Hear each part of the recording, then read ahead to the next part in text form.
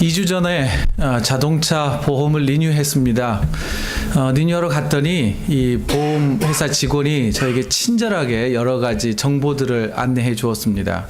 그러면서 특별히 자동차가 사고 났을 때 여러 가지 문제를 해결하는 데 있어서 목격자를 찾는 게, 확보하는 게 매우 중요하다라고 하는 것을 알려주었습니다.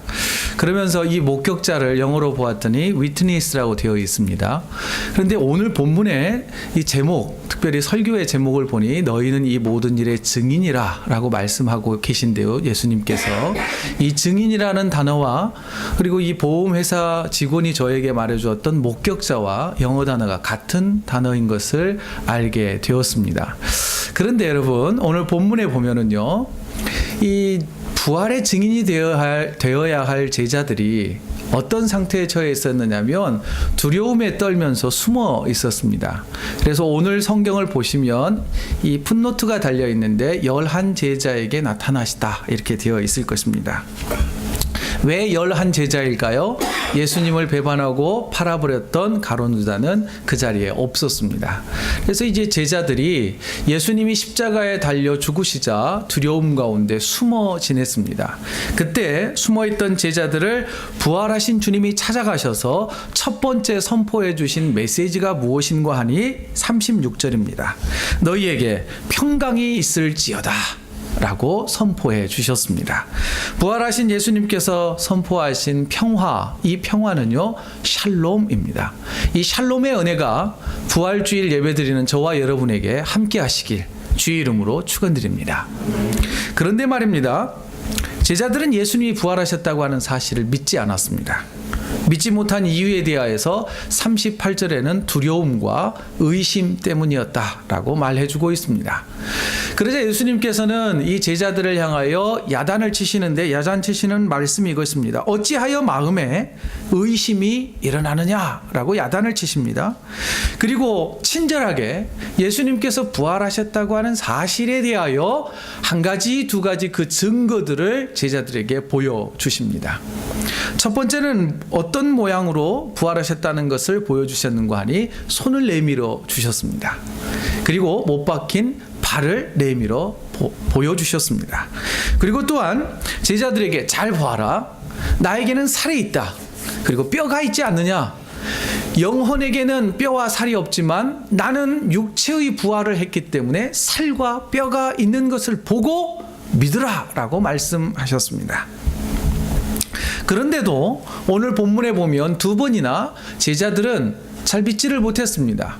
첫 번째 38절에는 의심했고 두려웠기 때문에 믿지 못했습니다. 그런데 믿지 못했던 이 38절의 내용은 정말 못 믿겠다는 겁니다. 어떤 증거를 대더라도 나는 절대 믿지 않겠다라고 하는 그런 의미가 있습니다. 여러분, 믿지 않겠다고 마음을 닫아버린 사람들에게 설득시키는 것은 매우 어렵습니다.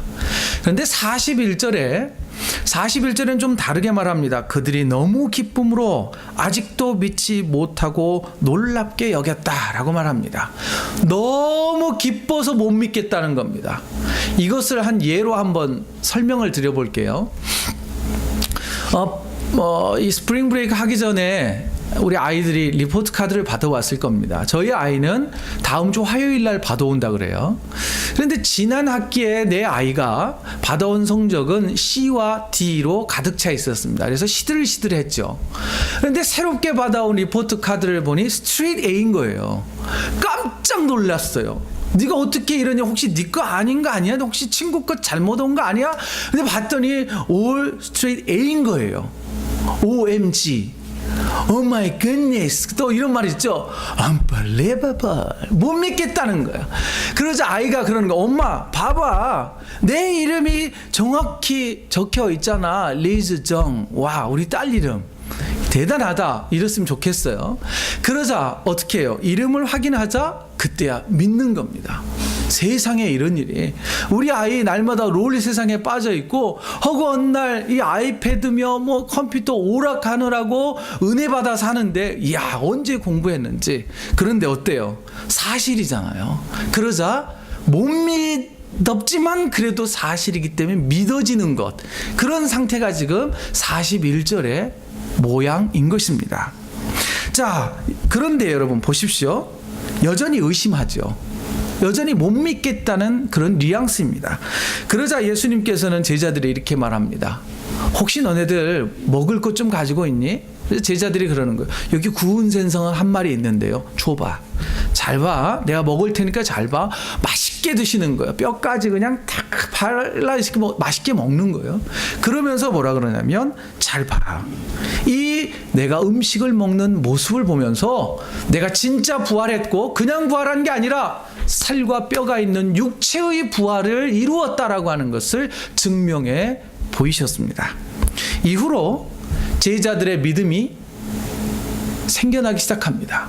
그리고 또한 예수님이 진짜 부활했다고 하는 것을 믿기 시작합니다. 그런데 여러분, 여기에서 중요한 것은, 그러면 목사님, 예수님이 어떤 모양으로, 어떤 육체의 모양으로 부활하셨나요? 여기에는 큰 의미를 두는 것은 무의미합니다. 여기에서 중요한 건 뭐냐면 예수님이 진짜 육체의 부활을 하셨다라고 하는 이 사실이 훨씬 더 우리에게 중요한 의미가 된 것입니다. 자, 그러면 여러분에게 묻습니다.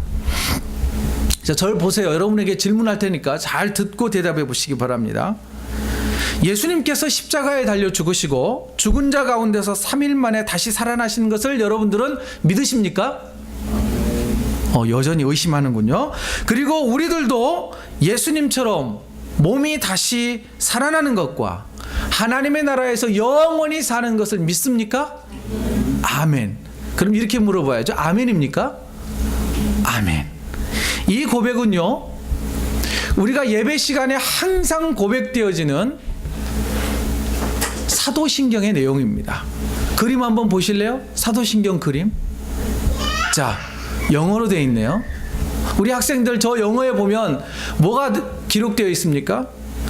십자가에 달려 죽으시고 죽은 자 가운데서 사흘 만에 다시 살아나셨으며 그리고 다시 살아날 것이다 라고 우리는 날마다 고백합니다. 그리고 몸의 부활과 다시 사는 것과 몸이 다시 사는 것과 영원히 사는 것을 믿사옵나이다. 날마다, 그리고 뒤에 나도 그렇게 믿습니다 라고 아멘이라고 우리는 항상 암송합니다. 그런데 보십시오. 이 믿음이, 이 고백이 진짜입니까? 전혀 의심이 되어지지 않고 그대로 믿어지십니까? 예수님의 제자들은요, 예수님이 부활하셔서 눈앞에 계실 때, 그리고 못 박히신 손과 발을 보여주실 때, 그리고 만져보라 하실 때, 음식을 같이 나누어 먹을 때는 믿었습니다. 믿어졌습니다. 그리고 44절 이후에 예수님께서 성경의 내용을 요약해서 말씀을 해주십니다. 내가 곧 길이요 진리요 생명이다라고 하는 내용입니다. 내가, 그리고 곧 부활한 내가 메시아이다, 구원자이다, 나로 말미암지 않고서는 아버지께로 갈 자가 없다라고 하는 내용을 풀어 해석해 주십니다. 그때는 믿어졌습니다. 하지만 문제가 생겼습니다. 내 앞에 부활하셔서 예수님이 서 계실 때, 나와 함께 계실 때는 믿어졌습니다.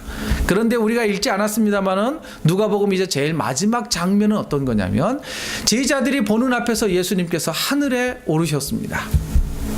승천하셨다라고 하는 것이죠. 예수님이 눈앞에 보이지 않습니다. 더 이상 우리와 함께 계시지 않습니다. 그러자 만질 수도 없고 볼 수도 없고 함께 음식을 먹을 수도 없게 되자 다시 스멀스멀 의심이 생겨나기 시작한 것입니다. 그런데 이런 제자들에게 예수님께서는 뭐라고 명령을 하고 하늘에 오르셨느냐면 48절입니다. 너희는 이 모든 일에 증인이 되어야 한다. 증인이다 라고 말씀해주고 계십니다. 큰일입니다. 안 믿어지는데, 자꾸 의심이 생기는데 어떻게 증인이 될 수 있겠냐라고 하는 것이죠. 그래서 예수님께서는 부활의 증인이 되어야 할 제자들에게, 그리고 또한 지금 이 시대에서 부활의 증인으로 살아야 할 우리들에게 49절의 말씀을 남기셨습니다. 49절 우리 다 같이 한번 읽어보죠. 시작.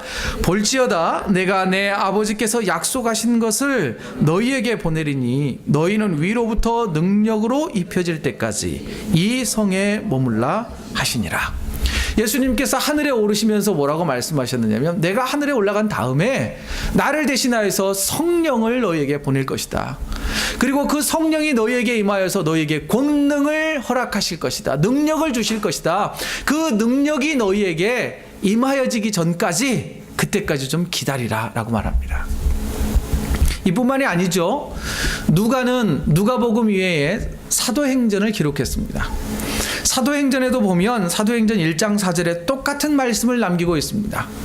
뭐라고 표현하냐면 사도와 함께 모이사 그들에게 분부하여 이르시되 예루살렘을 떠나지 말고 내게서 들은 바 아버지께서 약속하신 것을 기다리라.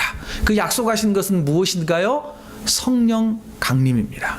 성령의 능력이 덧입혀질 때까지 기다리라는 것입니다. 그 이후에 선포되어지는 말씀, 우리가 너무나 잘 아는 사도행전 1장 8절의 말씀이죠. 우리 다 함께 한번 암송하시거나 읽도록 하겠습니다. 시작. 오직 성령이 너희에게 임하시면 너희가 권능을 받고 예루살렘과 온 유대와 사마리아와 땅끝까지 이르러 내 증인이 되리라 하시니라.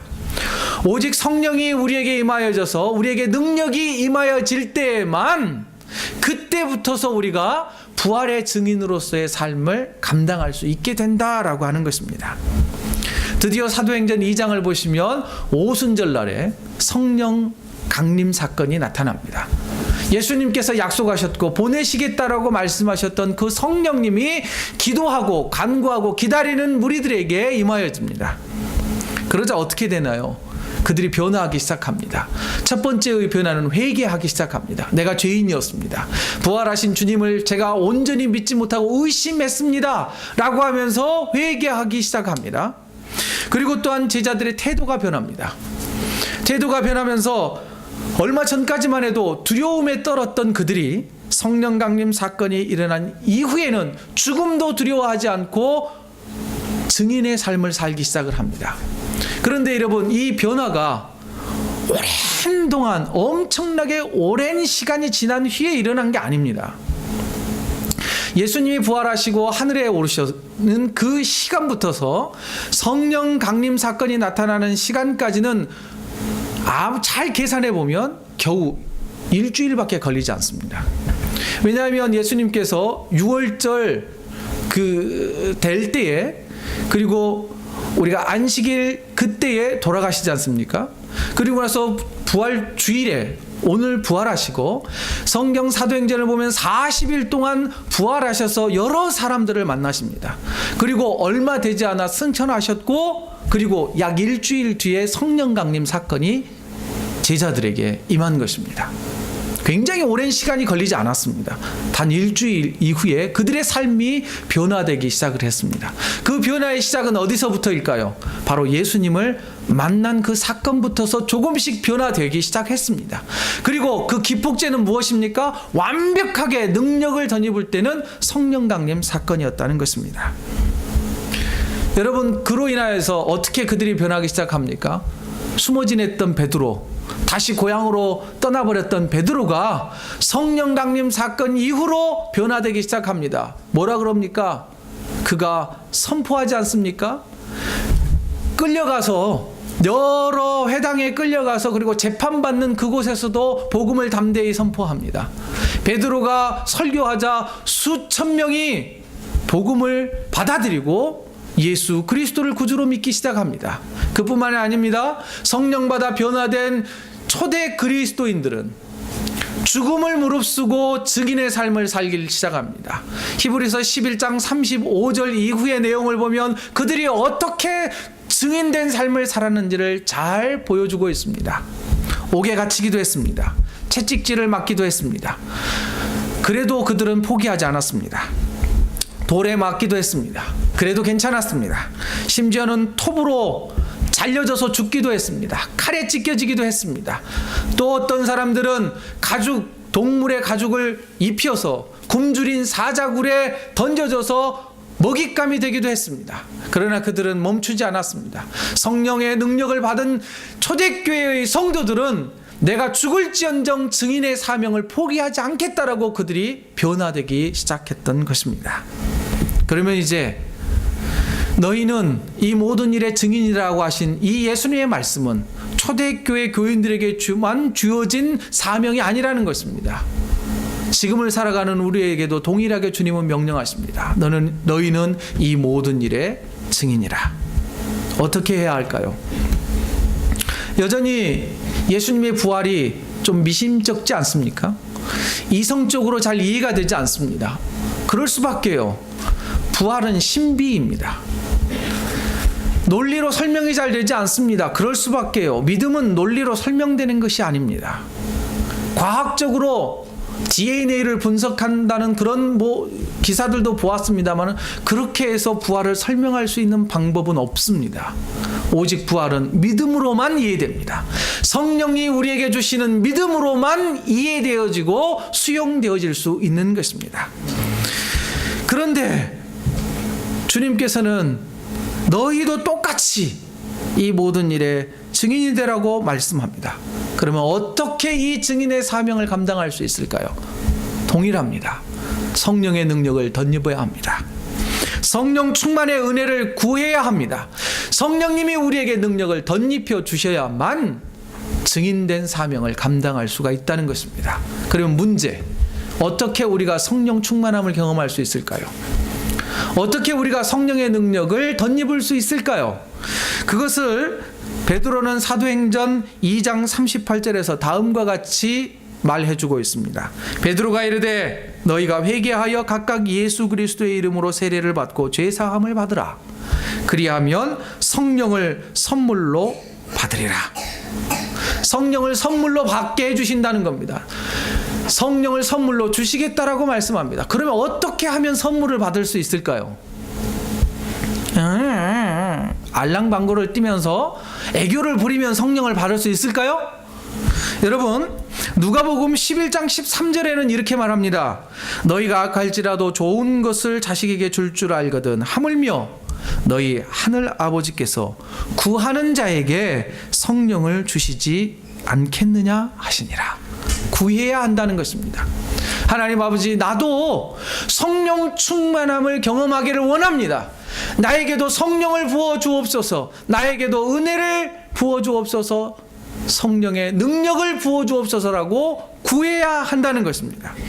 그런데 여러분, 구한다는 것은 가치를 깨달을 때만 구할 수가 있습니다. 여러분, 제 아이들에게는 좋은 외삼촌 한 분이 계십니다. 굉장히 훌륭하시죠? 근데 그 외삼촌이 이렇게 용돈을 자주 주세요. 저희 아들에게.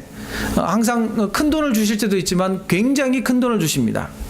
이 쿼터를 주면서 꼭 이렇게 말씀하십니다. 은우야, 이거 가지고 가서 아이스크림 사 먹고 장난감도 사고 네가 사고 싶은 거 다 사. 그러면서 이거를 딱 주어요. 그러면 우리 아이가 굉장히 기뻐하면서 받습니다. 물론 지금은 이제 돈의 개념을 조금 알아서 이것 주면 잘 안 받아요. 얼마 전까지만 해도 삼촌이 주시면 감사합니다. 그리고 꼭 삼촌은 이렇게 말씀하세요. 고맙습니다. 인사해야지. 인사 꼭 해요. 그래서 이거를 받아와요. 그런데 어느 날 제가 이제 아이스크림 사 먹으라고 이거 말고 2불짜리 이 코인을 주었어요. 그때 아이가 반응을 이렇게 하면, 이거 말고 삼촌이 항상 줄 때는 이 쿼터를 줬단 말이에요. 이거 가지고 장난감 살 수 있고 아이스크림 사 먹을 수 있고 하는데 아빠는 이것 말고 2불짜리를 주는 거예요. 2불짜리 코인을 주니까 이거 말고. 여러분, 제 아이는 이 쿼터와 이 2불짜리 코인의 가치를 구별할 수 있나요, 없나요? 없기 때문에 이것만 바라는 겁니다. 이것만, 쿼터만. 항상 보아왔던 이것만 구하는 것이 자기가 잘 구하는 거다라고 생각하는 것입니다. 그래서 제가 복수를 시켰습니다. 제 아이에게 얼마 전에. 이거를 제 아이에게 쥐어주었어요. 이거 5센트짜리거든요. 캐네디언 타이어에 가서 물건 사면 이거 주는 쿠폰 아닙니까? 5센트짜리. 제 아이에게 이렇게 시켰어요. 일부 예배 때 가면서 은우야 이거 삼촌한테 갖다 드려. 그러면서 삼촌 자동차 사세요 라고 이렇게 말씀을 드려. 그랬어요. 근데 진짜 그렇게 하더라고요. 왜냐하면 이게 얼마짜리인지 잘 모르잖아요. 예? 얼마짜리 돈처럼 보이잖아요. 자, 여러분, 이와 같습니다. 가치를 모르면 엉뚱한 것만 구합니다. 진짜 가치 있는 것을 구하지 못한다는 겁니다. 그러면 묻습니다. 성령의 능력이 더 가치 있는 것입니까? 아니면 우리가 잘 살고 잘 먹고 호의호식하며 사는 것이 더 가치 있습니까?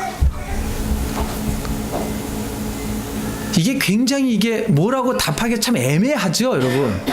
둘 다 가치 있는 것입니다.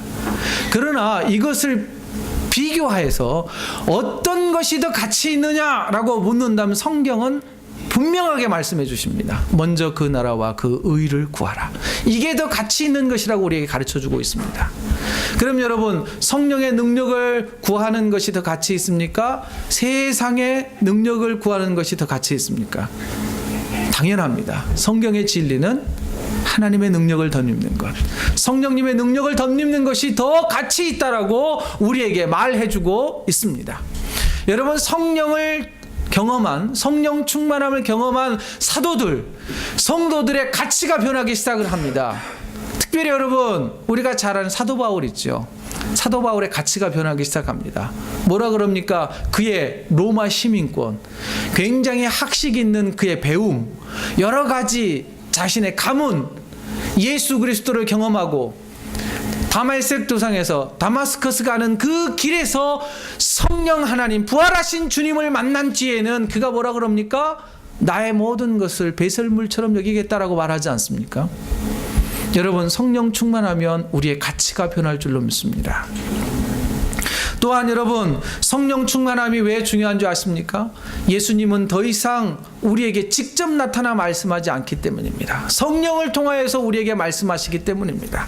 그래서 요한복음 14장 26절에서 27절에 보면 성령님이 어떤 것을 우리에게 허락하시는지, 어떤 사역을 하시는지를 잘 말해주고 있습니다. 제가 한번 읽겠습니다.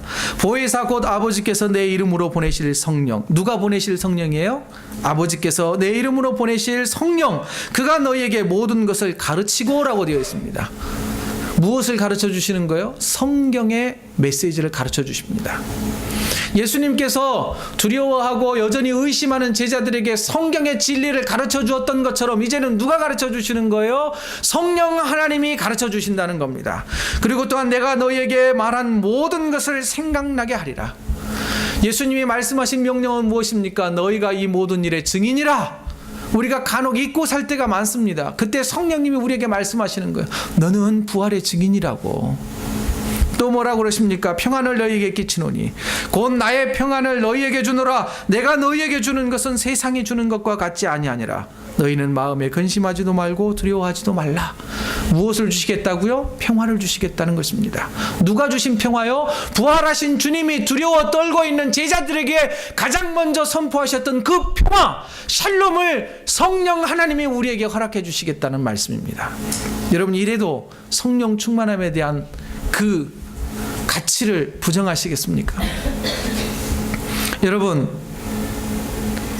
이 평화를 원한다면 우리는 성령 충만함에 대한 기대함이 있어야 할 줄로 압니다. 또한 증인된 삶을 살기 위해서는 반드시 이 경험이 우리에게 필요하다는 것입니다. 그래서 여러분들에게 제안합니다. 한국 사람들은 고난에 대한 묵상은 너무나 잘합니다. 사순절 40일 동안 고난을 묵상하지 않습니까? 그리고 우리가 힘을 다하여 고난주간 특별 새벽 기도를 합니다. 특별하게 고난을 더 잘 묵상합니다. 굉장히 잘해요. 한이설인 민족이어서 그런지 모르지만 고난은 너무나 잘 묵상합니다. 그런데 오늘로 딱 끝납니다. 부활주일 이후로 더 이상 고난도 무엇도 묵상하지 않고 이제 끝났다. 주여 감사합니다. 부활을 기점으로 우리의 수고는 끝났습니다. 여러분, 부활 이후에 50일이 지나면 뭐가 있습니까? 성령 강림 주일이 있습니다. 5월 24일이 성령 강림 주일이에요. 여러분, 이 50일 동안 우리가 무엇을 노래해야 되는 줄 아십니까? 기쁨을 노래해야 합니다.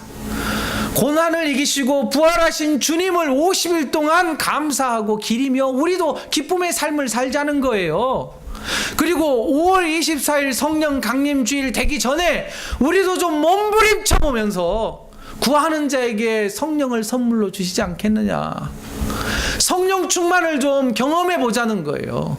50일 동안 우리도 모여서 기도하고 하나님, 저도 제발 좀 성령의 능력을 받아서 이 험한 세상 주님이 더 가치 있다고 하는 그 존재의 가치를 깨닫게 해주시고, 내가 그리스도인이라고 하는 이 가치를 깨달을 수 있는 50일의 삶을 살고 싶습니다라고 몸부림쳐보자고요. 왜 저 집사님은 방언 기도하는데 나는 왜 방언 기도 못합니까? 여러분, 성령의 은사 가운데 방언을 좀 구해보자 이거예요.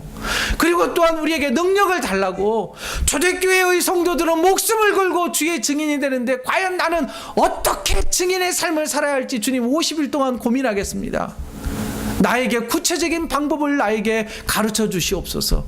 간단한 거라도 우리가 증인된 삶을 살아야 될 거 아닙니까? 목숨을 내놓지는 못한다 할지라도 단 한 가지라도 증인된 삶을 살아야지요. 그래야 우리가 욕먹지 않는 그리스도인 되지 않겠습니까? 증인이라고는 말했는데, 너희는 증인의 삶을 살아라라고 명령을 받았는데 우리가 증인의 삶을 못 살아요. 왜냐하면 성령의 능력이 우리에게 나타나지 않기 때문입니다. 그러니까 세상은 말합니다. 증인이라며 무엇으로 증인을 증명할 수 있습니까? 성령 충만함 받아야 증인의 삶을 살 수가 있고, 성령님이 우리에게 증인된 삶이 무엇인지 가르쳐 주실 것입니다. 생각나게 하실 것입니다. 그리고 능력이 나타날 줄로 믿습니다. 여러분, 부활 이후에 50일 동안 모여 기도하고 당장 어머니 기도회 이번 주부터 할 겁니다. 지난주에 너무 바쁘셔서 취소한 게 많았어요. 우리 교회에서. 여러분, 기도하는 모임에 참여하시기 바랍니다. 그래서 성령을 좀 경험해 보자고요. 뜨거운 체험을 좀 우리가 해보자는 겁니다. 그래서 주님이 말씀하신 너희는 이 모든 일의 증인이라, 이 사명 잘 감당하여서 칭찬받는 저와 여러분이 되시길 주의 이름으로 축원드립니다.